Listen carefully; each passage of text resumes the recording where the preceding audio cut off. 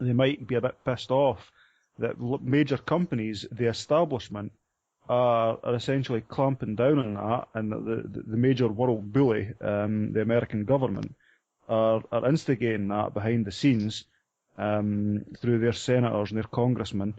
But a lot of them, it's not an organisation. People are trying to paint it as some group that's got some headquarters somewhere. They've got some common meeting place. They've got some secret handshake that they're funded somehow, and they all have some official status. Right, this is a CEO. This is the marketing director, and right when the media come calling, this is the phone number of the person that you go and interview to get quotes. It's not like that. It's just a group. It's a mob. Essentially, it's a mob who all some will join up, some will join up to see what it's like, some will just get involved with a specific attack, and that way you could see it's like the UN, where they decide, right, we've got to take action against X country. We need military resources from all the member countries. And the member countries that want to do it, they'll say, right, we'll supply X X platoons or whatever, and then other countries say, well, we've actually got a lot of partnership. We don't agree with this action. We're not going to send our military into that action. So it's kind of people joining up or getting involved in individual campaigns or targeting individual companies because they've got a grievance against them, or just for a laugh, and they decide, well, I'll get involved this time, and then decide next time, no, I'll just take part in the conversations and I'll have a laugh, but I'm not going to use my computer for that. So it's not an organisation, despite the attempts of a lot of people to try and paint it as an organisation. It depends on the definition of organisation. If you think of very strictly what organisation means, people have a very physical representation, mental representation, what it means. And if you think of WikiLeaks and the way it was formed, the way it's operated, it's also run very decentralized. And at the beginning of the show, I mentioned Debian. And that's also a case of basically people meeting around a certain theme and working together, collaborating. And that's increasingly what we see with the internet, because even if you're, halfway across the world, the speed at which you can connect with people is just about the same as the person next door, almost the same. There's a funny little Discworld quote that I'm going to throw in here and then get back. That's something about the truth. What was it? A lie can get halfway around the world before the truth has got its boots on. Yes. Yeah. Well, where was that from? Which novel was that from? That was the one with the clacks. Going Postal. Yeah, Going Postal. That one. Yeah. Anyway, back to the point. if I could just, I completely agree with what Gordon just said. In regards to making it an organisation, I think it's easier to demonise something if you have it as represented as a single body. So I certainly think there's an intention here to market or to sell Anonymous as being an organisation, so that they can it was the same in some sense in the war on terrorism. They very often try to put a face on the. Terrorism is not a group. There isn't the group of terrorists, and it's an actual description of a behavior. Things like the war on drugs or the war on I don't know. You actually try to embody. Shock and awe is the very definition of terrorism. To create terror, terror. Having said that, I don't think Anonymous have done anything to alleviate that image that's trying to be portrayed on them. I'll give an example. If you look at some of the posters that they produced and some of the net campaigns, we are legion, we are many, or words to that effect, implying a single mind but collected of many people. So I don't. My understanding of when they were using the context of legion was many minds and one being, as it were. That was my sort of interpretation of what they were saying on the posters. Sort of many minds, one direction, if you will.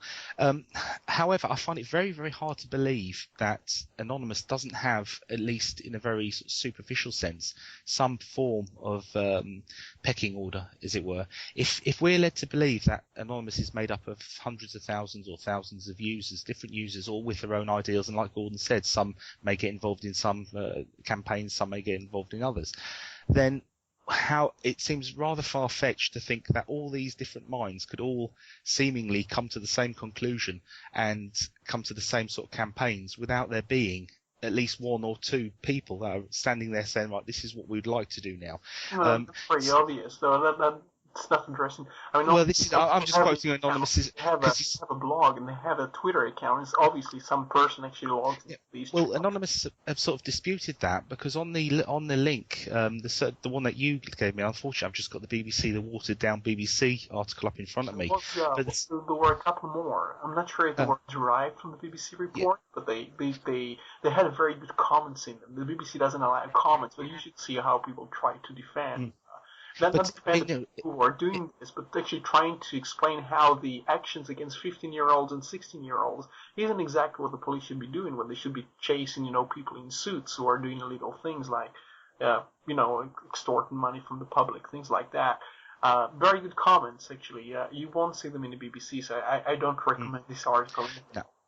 I mean, I don't know. It just happened to, when I was going over all some of the things I want to have a look, I do link to the BBC RSS feed, so I've just had a little look over some of the articles. One of the reasons why the sort of thinking of a leadership of an individual, apart from personalising it, it's the age-old concept of, for hundreds, probably, well, actually thousands of years, the sort of common military logic was take out the commander and the army flee. Take out the king and the army flee. So on the battlefield, if you've got that, if you can target the commander and kill the commander, that's the theory. So if you paint it as a group with a very distinct leadership in the sort of digital battlefield, if you want to call it that, then if the authorities, if the status quo can focus it all around. The same with WikiLeaks and Julian Assange. Take out Assange. The logic, people actually in the right-wing circles in the States, in the political circles in the States, actually think that if you take out Assange, WikiLeaks dies. It doesn't. It just doesn't. It could be significantly weakened, though. Yeah, I mean, he's the public face of the organization. Yeah. I think even if they take out WikiLeaks, there's lots of other organisations. It's the idea that's there, and they just don't grasp that. I mean, the concept now is out of the bag, and I certainly don't think, whilst it might have a psychological effect on a very small minority of people, I don't think anything that occurs to Assange now will stop the sort of tide of what's happening here. If I could just mention very quickly, Roy, I've managed to get up the link that you posted on Identica in regards to this, and it was by Valleywag, Gawker.com.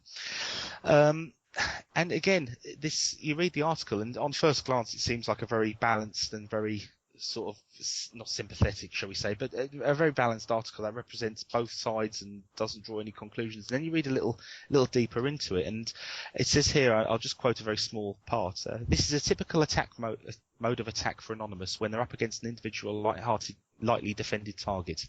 Dig up confidential information through hacking or social engineering, then dump it on the internet as an FU. I won't say the word on the show. And again, it seems that, like, the demonisation of making out Anonymous as an organisation, etc., etc. You can see that it's evident in a lot of the reports, and maybe that's because of fear of what would happen if somebody wasn't critical and seemed to favour them. I don't know.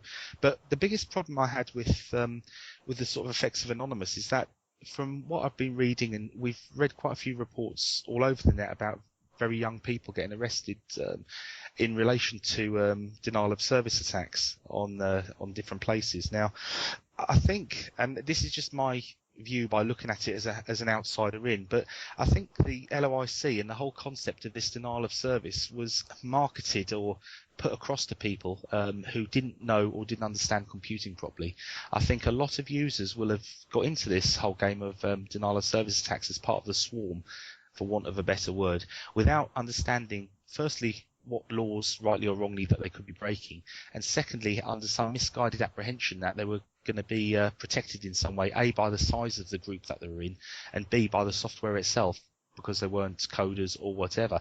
And also you had the issue of it was quite trendy and quite fashionable. Now, I don't say that to cheapen the campaigns about that Anonymous had tackled. I mean, rightfully so, they tackled ACS law when there was allegations against innocent people in regards to file sharing. So the ethos around what Anonymous had a problem with, sort of justice for the innocent, fine, no problem at all. But I think a lot of people, unfortunately, got sucked into this sort of fashionable hacker / lead, presumed that running this JavaScript, or I think